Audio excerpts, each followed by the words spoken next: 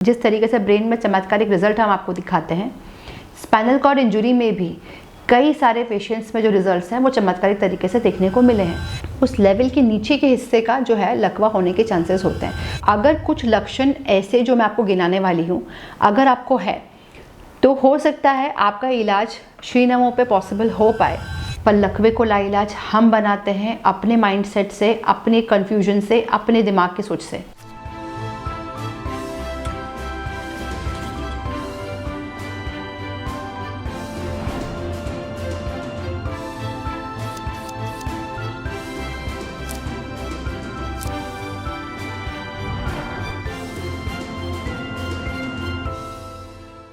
क्या आपको पता है कि रीढ़ की हड्डी में चोट लगने से आपको लकवा हो सकता है?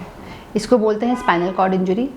अक्सर जब मैं वीडियो बनाती हूँ तो मैं आपको लकवे के बारे में बताती हूँ। तो लकवा के अलग अलग प्रकार होते हैं।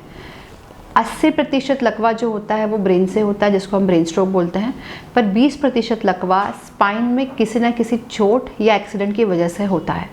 जब भी कोई चोट आपको स्पाइन पे लगेगी तो वहाँ पे जिस एरिया में डैमेज हुआ है उसके नीचे के हिस्से में पैरालिसिस हो सकता है या पैरासिस हो सकता है, जिसका मतलब है कि लकवे जैसे लक्षण। तो सबसे पहली चीज़ तो ये है कि ये जो लकवा है ये बहुत कॉमन लकवा नहीं है, पर इसको ये समझना ज़रूरी है कि जिस तरीके से ब्रेन में चमत्कारिक रिजल्ट हम आपको दिखाते हैं, स्पाइनल कॉर्ड इंजरी में भी कई सारे पेशेंट्स में जो रिजल्ट्स हैं वो चमत्कारिक तरीके से देखने को मिले हैं। पर आइए पहले समझते हैं कि स्पाइनल कॉर्ड इंजरी क्या होती है और इसमें किन पेशेंट्स को हम लोग अपने ट्रायल पे ले सकते हैं।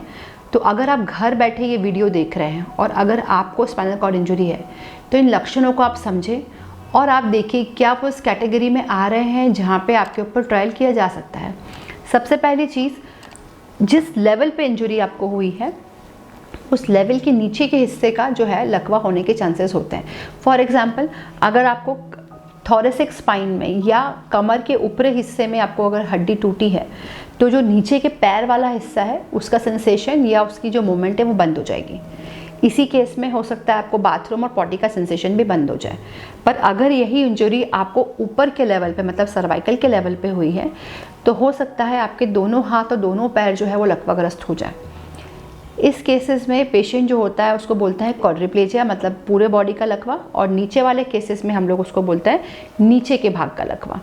अब इन केसेस में अगर कुछ लक्षण ऐसे जो मैं आपको गिनाने वाली हूँ अगर आपको है तो हो सकता है आपका इलाज श्रीनमो पे पॉसिबल हो पाए, पर आपको सबसे पहली चीज़ जो ध्यान रखनी है वो ये है कि आपको अगर स्पाइनल कॉर्ड इंजरी है तो आपको पहली बात तो घबराना नहीं है।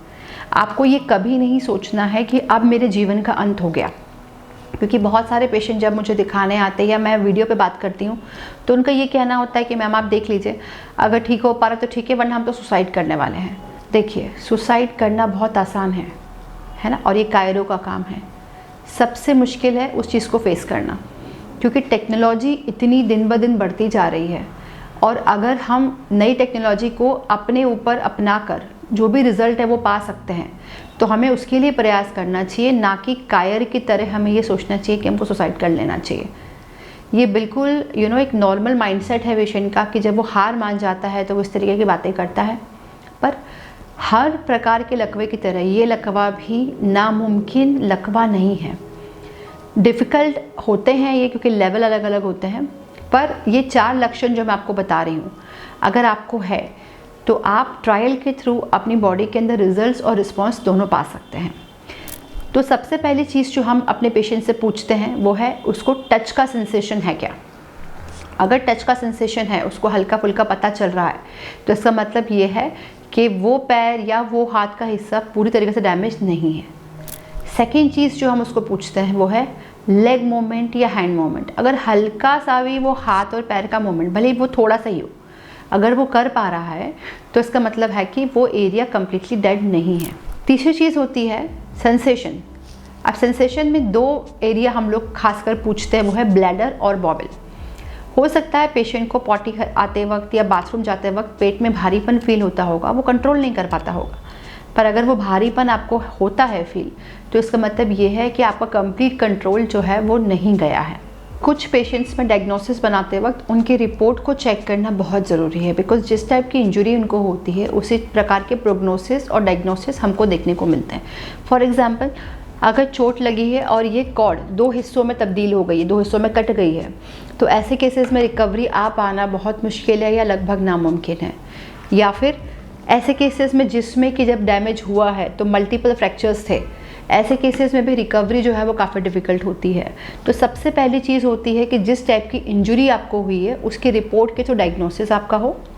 कई बार क्या होता है कि या तो हड्डी 2 हिस्सों में टूट गई है या फिर कई बार स्पाइनल कॉर्ड में सूजन होती है। तो अगर हड्डी टूट गई है तो ऑपरेशन ही एक अल्टरनेटिव है। ऑपरेशन के थ्रू उस हड्डी को जोड़ के हीलिंग का प्रोसेस स्टार्ट किया जाता है, जिसके बाद रिकवरी के चांसेस बन सकते हैं। सेकेंड, अगर स्पाइनल कॉर्ड के अंदर सूजन है तो सूजन वाले पेशेंट्स में अमूमन रिकवरी अच्छी देखने को मिली है। तीसरे के सिनेरियो में जब बहुत साल निकल जाते हैं तो जो पेशेंट के हाथ और पैर होते हैं वो बिल्कुल सूख चुके होते हैं। ऐसे केसेस में भी रिकवरी बहुत मुश्किल है, पर यस, नामुमकिन नहीं है।